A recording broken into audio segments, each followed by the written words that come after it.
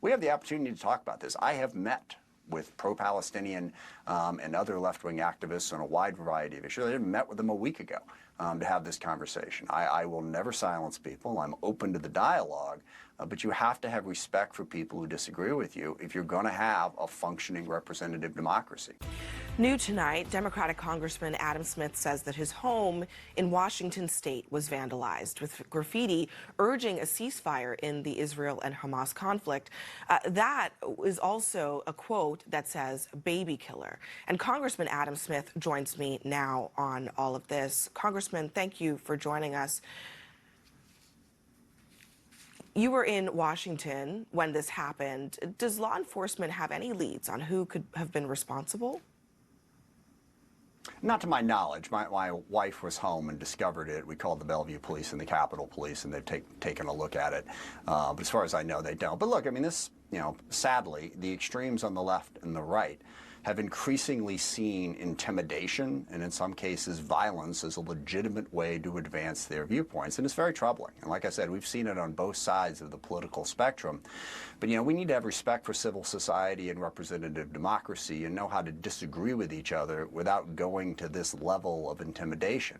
And it's something that's been worse. It's been going on in the Seattle area. I know a lot of city council people and county elected officials have had people come to their homes and vandalize them and threaten them at their homes. So it is very problematic in American politics right now.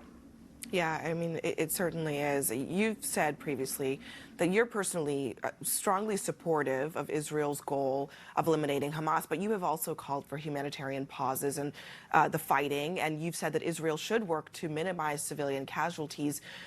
Do you think that it is because you are a strong supporter of Israel that this happened to you? 100%. I mean, there's really no question about it. We've seen these types of protests all over the country and all over the world. And essentially, I mean, they call themselves peace activists, but I think that's the wrong word for it. They are on the other side of the conflict. You didn't see these people protesting what Hamas did or any number of other terrorist attacks. So they're attempting to use that intimidation to push an anti-Israel, and in many cases, not all, but in many cases, frankly, a very anti-Semitic approach. We've had similar vandalism occur at synagogues in a number of places in my district in the last couple of weeks.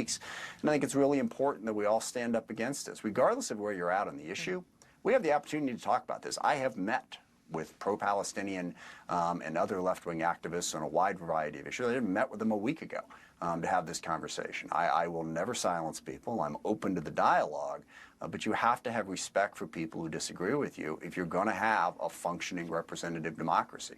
We've had some, we've had a pro-Palestinian protester who was at the DNC a couple of weeks ago when there were some protests there. What I hear from some of them is that there's too much focus on the protest tactics and not what they are protesting about. When you hear that after experiencing what you did, what would you say to them? I think they're 1,000% wrong. I think the tactics are very damaging. They are an attempt to shut down democracy and civil society as it should function.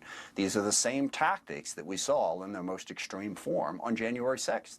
Okay, the tactic was, we don't care what the outcome was. We are going to use threats, intimidation, and violence if necessary to get what we want. It goes at the very heart of representative democracy.